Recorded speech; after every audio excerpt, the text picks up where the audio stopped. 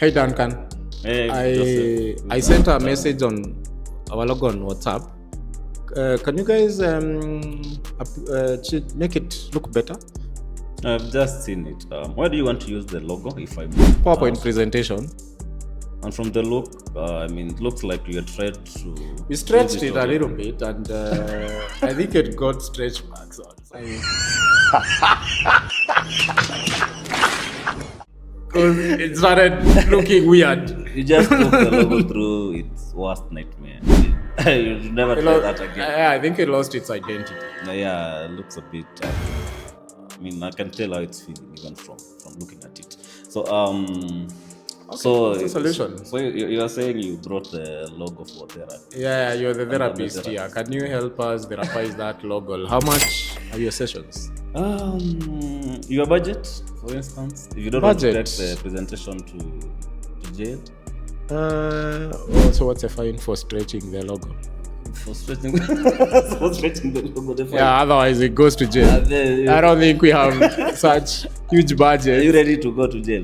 We can go to jail. Anyway, hi guys. It's another beautiful day, and we are excited to have you for another session. We decided to talk about branding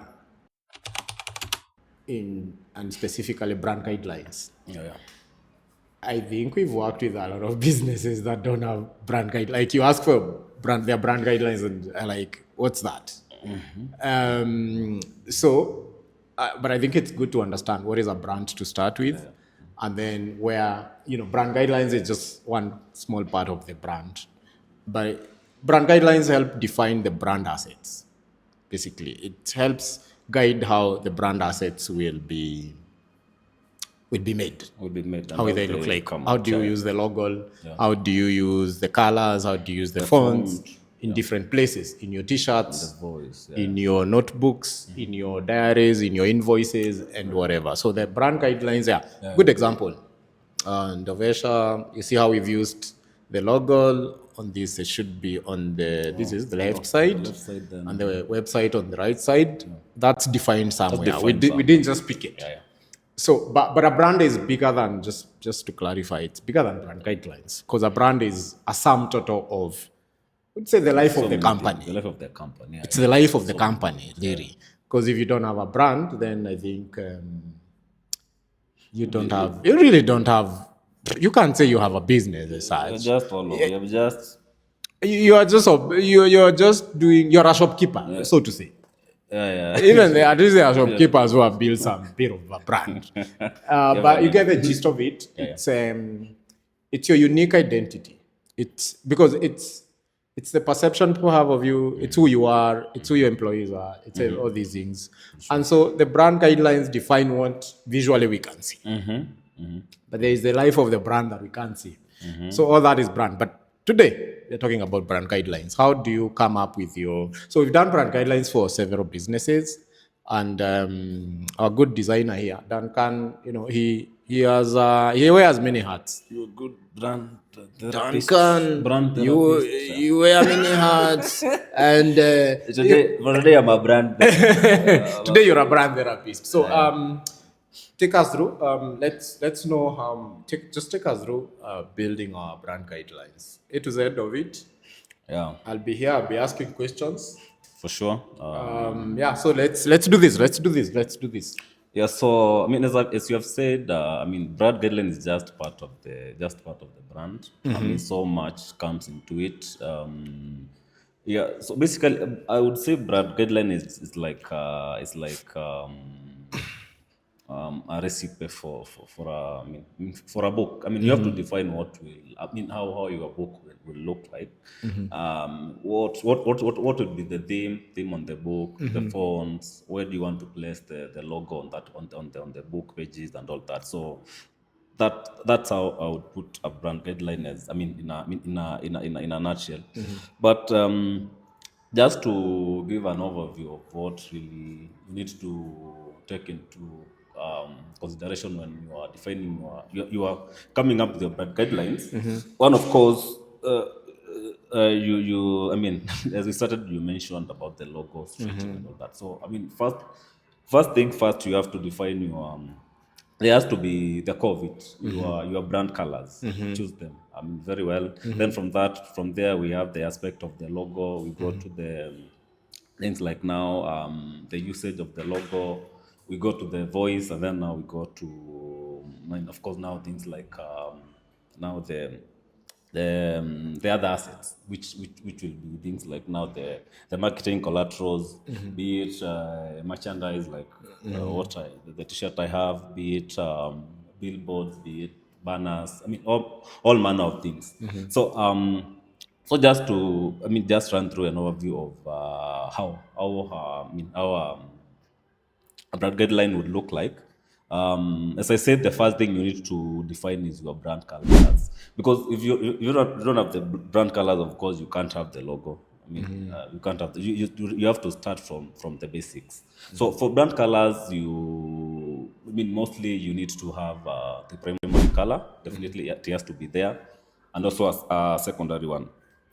And now beyond now just having the primary and the secondary color, also these two colors, or they could even be three. You could have I mean a first choice, a second, and a third one, depending on how you want to Can push we out have your a brand. fourth one? You could even have a fourth one, but I mean you have to. Yeah, you know, our car has to ask for Yeah, four yeah. tires at least for Yeah, a basic car. for a Yeah, basic we card, need a but fourth one too. just like it could be a To fallback, of balance course, to balance, just it. in case you find. I mean, because depending on the, especially when it comes to, because of course, brand guideline will mostly be applicable when it comes to showcasing your brand. And how do you showcase your brand when you are marketing? So depending on the usage you want for your marketing usage, you need to make sure that at least you have as many options to play around with your colors. So, but mostly a primary one and secondary. And then now beyond that, you need to also choose a neutral color. I think the fourth one would come in there. Now a A neutral one, neutral one. a neutral, which now you can overlay your primary colors in. You can, when let's say you want to, you are partnering with Another brand. a brand. What color would your brand really, come out? Contrast, Help merge. help match You know, together, meet somewhere. meet somewhere. Okay, So yeah, okay, so a okay. neutral color. I think that would be the fourth one, as you brought it in. So brand colors very important, because you have to research. You can't pick any color for any type of business. You have to do some research and know what does this color mean. I mean, in terms of perception from anyone who is interacting with your brand. So that is brand colors. So after brand colors, now we go, of course, to now the logo. Now the logo itself also has to, I mean, has to speak into your brand. How do you want your brand to be perceived? The patterns you use, the shapes you use, and also now the combination of the mixing and the matching of the color in the logo. Then beyond now the colors, you also need to have a primary logo, which is very key. Which now that one is what So a brand therapist is a mixologist. is a mixologist, exactly. It's a mixologist for sure. So yeah, you need to mix and Somebody match is these laughing colors. behind camera because he sees mixologist often Yeah, yeah, for the best cocktail in town. it does them. So yeah, so you said so primary logo. You need also to have a secondary one, of course. This is majorly, I mean, usage based. The primary logo is what you need to use, especially for if your logo, not if your logo, if you are, especially if your brand, in scenarios where you are sure your brand is unknown. Like I've never seen your brand. I don't know you, so I need to see you. Maybe, I mean, be able to know this is Or like say in a billboard, in a billboard. I Yeah, need to see the primary color should be like the most yeah, conspicuous. yeah. And if possible, of course, now the tagline has to be there. They need to know this is a certain brand, and this is their name, maybe, or their Okay, okay, yeah, okay. their representation now, of course, their tagline, what you stand for. Now the secondary logo now, it's for, I mean, it's more like scenario. I mean, where your brand is known. I mean, it's for people who really like relate now. They at least they have seen your brand somewhere, so it's really easy for them to just see maybe if it's a letter or I mean something, they'll be able to know that this is a particular brand. And now we also have the third logo, that is the, surely call it the submark. I mean, in most scenarios.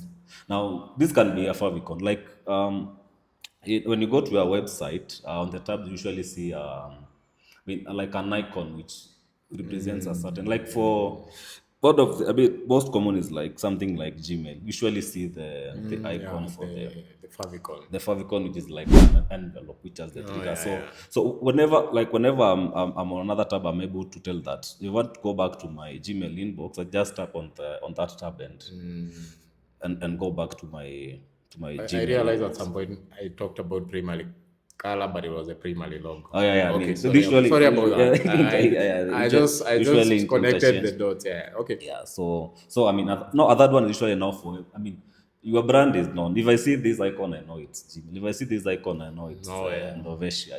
I mean, it's for where your brand. I mean, you show your brand is really mainstream already. Yeah, so for logo, I think it's more like that three versions. But of course, now beyond the versions, you also need to simulate different usages. If your brand maybe has you picked blue and maybe maroon, you need to make sure that you also define the variations. How will the logo appear maybe on a white background, on a maybe even on a blue background? You need to really have to invert these the variations of them to make sure that at I was least. looking at Netflix brand guidelines, and they were very detailed on how to use Exactly. It's very across. actually it's very It's very detailed, very very detailed. detailed. Yeah, Yeah. yeah. Very detailed. Yeah. Like you see, like their logo is normally a bit of 3D. So they are like, it's not an N. It's not It's an not just an exactly. It's N. It not. has to come out in a way that it's 3D. It's 3D. Yeah. So there are very details which come into to just making sure that your brand is of course, because you want to make your brand very consistent. Because if I see an end today here and then I find another one yesterday, maybe like as you're saying for Netflix, there is something which is very core to that particular icon, which you can't really Yeah. tweak. If you tweak it, then that's not Netflix anymore.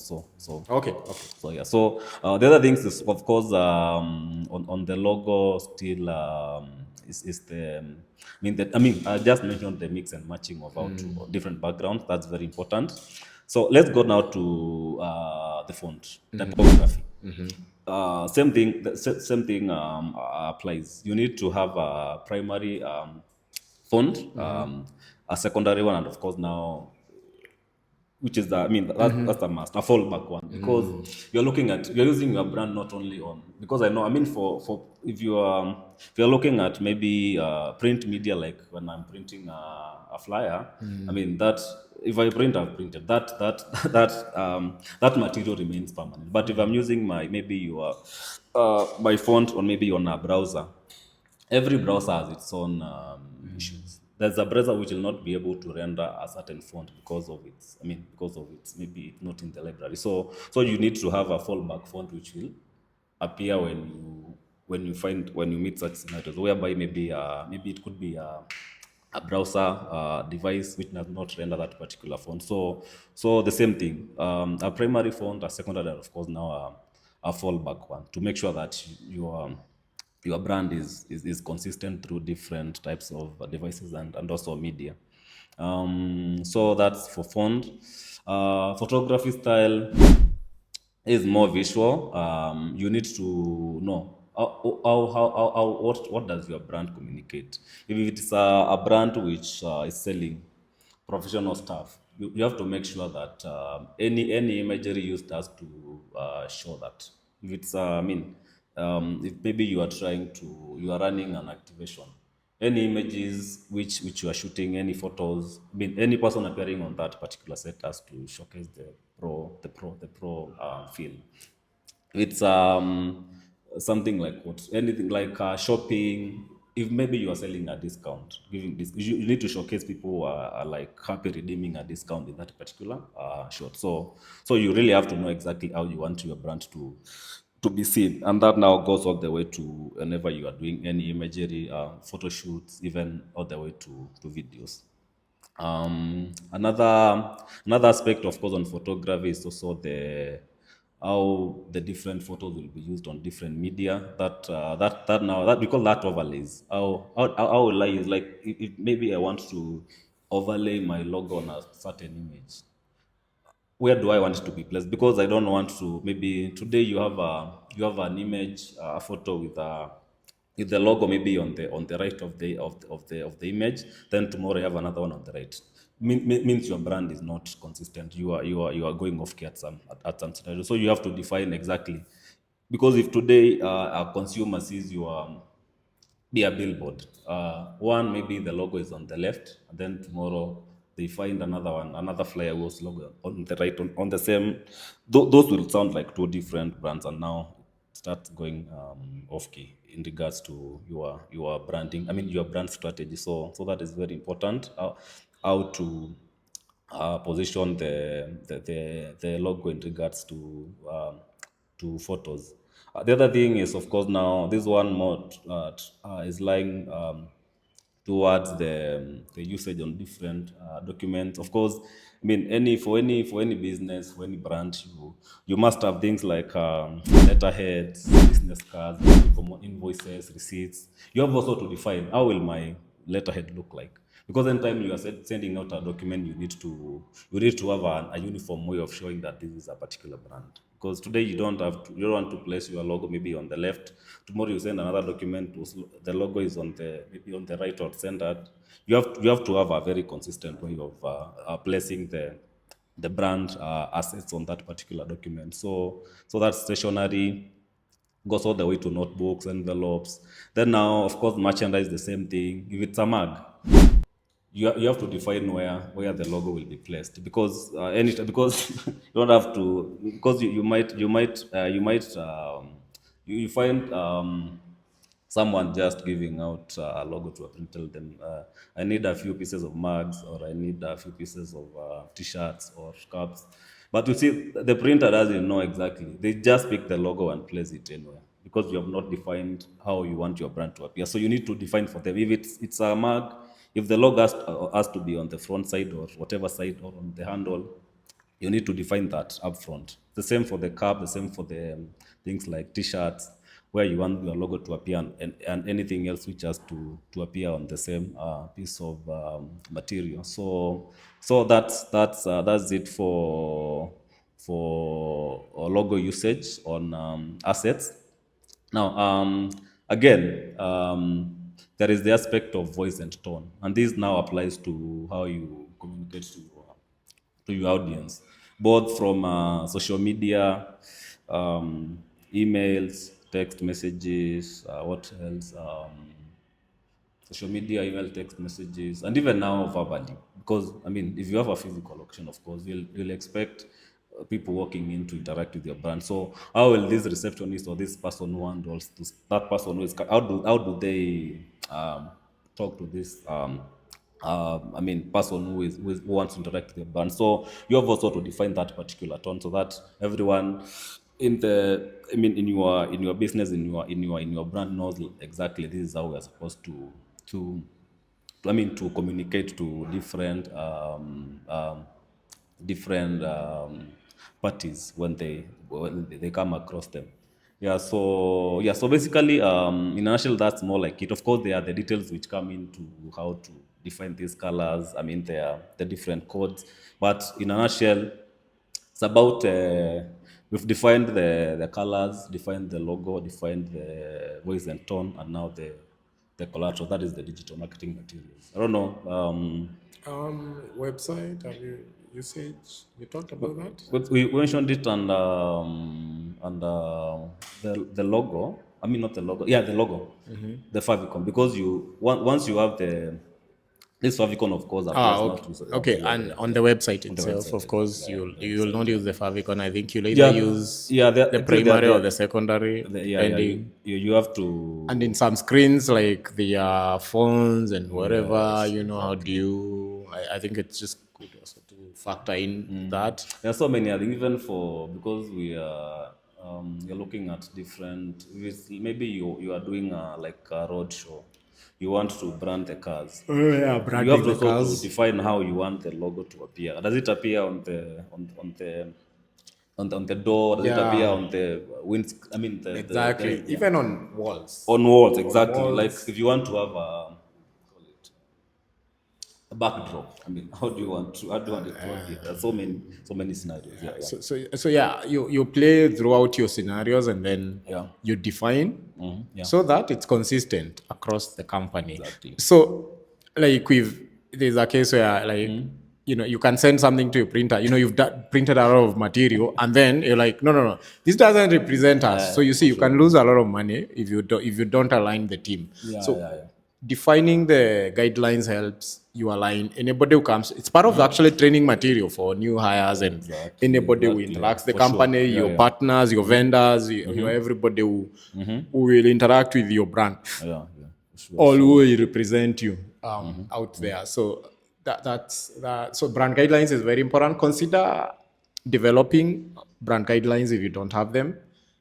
You can see us to yeah, do to this avoid for you. sending five logos at once. Just pick one To and avoid choose. keeping saying make it pop, make it pop, Make it pop. make it pop. You Make need to it pop. define what is making it pop. Yeah, yeah. Are we Make it popping pop the is favicon? Are we popping pop it the in the primary brand. Pop it logo? in the brand guidelines. Yeah. So you have to pop it from your brand guidelines to make sure Yeah, that you make exactly. it smooth. So Yeah. that's it for today. We are happy to help you where you're stuck with you defining your brand. For sure. There For is sure. much more beyond guidelines. You talked about the tone, the voice. There is the personality of the Yeah, brand. There is it's a little bit more things that you also need to define outside the jingle. That is the sound. yeah. You also have You have to define the the jingle. audios. What So that's else? not I mean, there are quite other things that you also need to define. So that's it for today. Let's know your experience with the logo mishaps, making it pop. making it pop kind of experiences, and all those shenanigans around the logo. All stretch it a little bit, cut here. Catch it. I mean, change the color. I'm like, you need to know which Make is it you. vertical. Yeah. Make it. I mean, Vertical. Yeah. So so see you in the next one. Comment, share, subscribe, tell a friend, tell a friend. Bye bye for now. adios.